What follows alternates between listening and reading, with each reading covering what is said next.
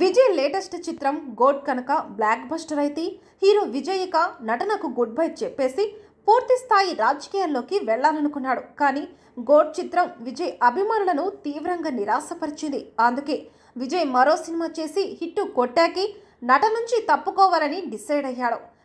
వినోద్ దర్శకత్వంలో విజయ్ తలపతి 69ని అనౌన్స్ చేశాడు. ఈ చిత్రంలో ముందు నుంచి హీరోయిన్ సమంత పేరు వినిపించినా తాజాగా బుట్టబొమ్మ పూజా హెగ్డే హీరోయిన్గా ఫైనల్ అయింది. అయితే తలపతి 69 స్టోరీపై ఇప్పుడు ఒక ఇంట్రెస్టింగ్ న్యూస్ ఫిలిం సర్కిల్స్ వైరల్గా మారింది.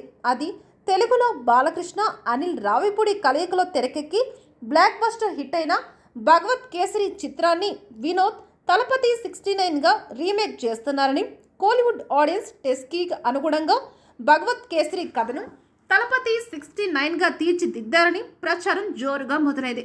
పాయింట్ ఒకటే అయినప్పటికీ పోలిక రాని విధంగా ట్రీట్మెంట్ ఉంటుందని వినికిడి. అందుకు అనుగుణంగా మలయాళం నటి మమితా బైజూని విజయ్ చిత్రం కోసం తీసుకోవడం, ఇక కాజల్ క్యారెక్టర్ కోసం పూజా హెగ్డేను ఎంపిక చేయడమే భగవత్ కేసరి తలపతి 69గా రీమేక్ చేస్తున్నారనే వార్తలకు బలం చేకూర్చాయని అంటున్నారు. మరి ఈ వార్తలు నిజమా లేదంటే రుమార్సా అనేది కాస్త వెయిట్ చేస్తే తేలిపోతుంది.